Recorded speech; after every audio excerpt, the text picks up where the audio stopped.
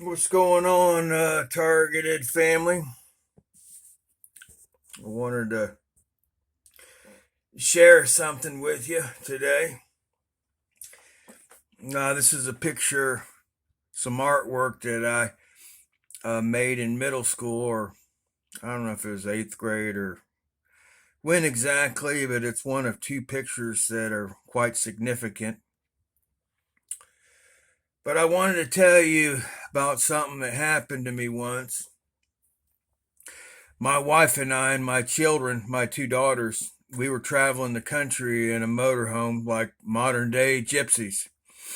And I don't know if it was Montana or where it was, but we were at peace and we had found ourselves on a hill someplace in tall grass, and it was so peaceful. We fell asleep and we were enjoying the beautiful day. And I don't know what it was that occurred to me, but even though my wife and two daughters were fast asleep, I rose up. I don't know, sensing that something was going on, and I looked over the hillside, and there was this huge grizzly bear heading in our direction. It startled me. I became concerned big time. And so I woke my children and my wife up, and we discussed what to do. We had to flee or evade the bear or whatever. So we tried a few things. I remember that we crowned the hill and changed our direction, and then we topped another hill and we looked back and we noticed that for some reason the bear had changed direction and it was now headed in our new location. So that didn't work. I remember separating from my wife and kids and trying to maybe lure the bear after me, and sending my kids and my wife off into maybe a safer direction and trying to draw the bear towards me. And that didn't work. I watched the bear as it seemed to be headed towards my wife and children. So I ran to gather together with them, and we fled. We fled down through the valley into a tree line. And before we hit the tree line, we turned around and I could see the bear was actually not walking after us, because it spotted us that it was running towards us. So we were desperate. And so I made my children get up in the tree, and my wife, and then last of all myself. And just as soon as we got up to a safe height in these pine trees, the bear was directly beneath us. And even though he couldn't reach us, we were pretty much scared shitless. And as night began to fall, we spent all night in those trees until morning, where we were wearied and tired. And we didn't see the bear anymore. And we knew we couldn't stay in those trees forever. So we all shimmied down the trees very quietly. And then we decided to hustle ourselves across the field and up over this hill, where we weren't sure where we were going, just to try to get away. And by the time we'd made a pretty good distance from the tree line, we looked back just before we crowned the hill, and there was that darn bear. He had been waiting for us all night long. And so we fled, and we saw this lake. And as we were running through the open fields, we came across an old rotted boat. It was stuck in the mud because we knew we couldn't outrun that bear. So we pulled that boat like a dugout or whatever. It didn't have no paddles, and it looked like it had been baked in the sun for a long time and hadn't been used. But we all crawled up in that boat and we hand paddled out into this lake. And as soon as we got a good distance from the shore, that bear plunged into the water. He was coming after us. And you know what? We were making pretty good time until that old boat started to absorb water and take on water. And the bear, swimming after us, started to catch up. And my children were yelling and screaming. My wife was panicking. Do something, do something. So I jumped out of the boat towards the bear.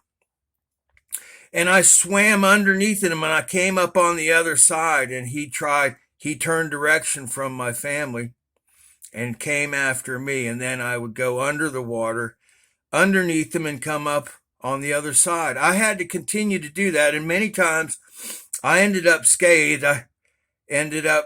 His claws cut me in a few places. But eventually, as I continued to do that over and over again, it wearied the bear. Not only did my family be able to paddle the boat farther and farther away as I distracted the bear, but eventually the bear lost interest in my family, and because he couldn't seem to catch me, because I continued to submerge myself in the water and come up on his other side, that he eventually, being frustrated, being wearied himself, gave up his pursuit and left us. That story is an amazing story. It's very symbolic. It goes to show you that even if you ascend into the hill of the Lord and you're at peace, the enemy, God's enemy, will never stop pursuing you. You can separate yourself, but just like any predator, it's going to go for the easiest target, the quickest and most efficient meal. And it required me, as a priest, as a king, or as a man, a viable component, being responsible, having your family placed under your care, that you have a responsibility to provide, protect them, to be a priest in the home and to be a king. It was up to me to do something about this situation. We tried to climb a tree, just like any other righteous person. You might lean on man. Men can be represented as trees, and they can be upright, and they can provide shelter, encouragement. They can give you rest, but you can't lean on them forever. And eventually, we fled to a lake or whatever like that, and there was a boat stuck in the boat represents the church. It's pretty weird after hundreds of years of being infiltrated. Even the church can't save you. And so the family, they become the recipients of these attacks, and they fear for their lives. They're not mature enough. It wasn't their calling. They're under my care. The only thing that worked to stop the enemy from coming after me is very symbolic of the baptism of every Christian, to completely submerge themselves over and over and over again in the Word of God. The water and the baptism being synonymous. The first one, the baptism, just being a public admission of faith. But the real meaning of the baptism is that you are completely covered, completely submerged in the Word of God. The spirit of the prince of the power of the air is circumambient. He completely surrounds you. He's trying to find a way in. And if you're not completely soaked and saturated with the Word of God, you really don't have any weapon to stop the enemy from stealing, from robbing, and from destroying you and your family.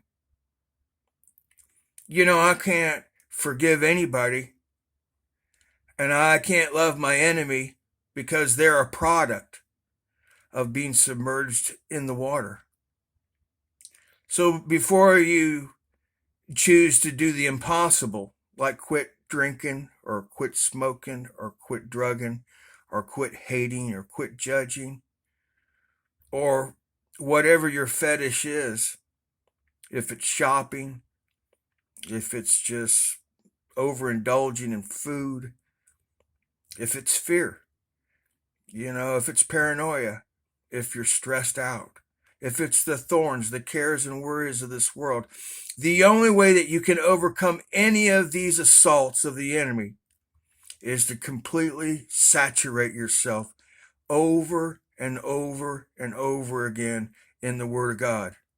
And at the measure that you meet, to the degree that you're submerged in the water, will be to the degree that you're able to fight and to withstand and preserve holy seed, the precious, the manifest, the incarnation, Christ coming in the flesh, transforming you and making you into a mature and to the full stature and the divinity of Christ.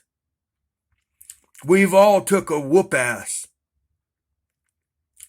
And to them that love the truth and hate evil and are willing to execute justice in your neighbor's yard, God will pardon you. He's looking for some man to stand before him to represent him on the earth. Anyway, I hope you take it to heart. It's easy to get distracted. It's easy to miss or to be consumed, entangled, slaughtered. But now is the time, a definitive time, to choose this day whom you shall serve. Until next time, love y'all. Be good. Bye.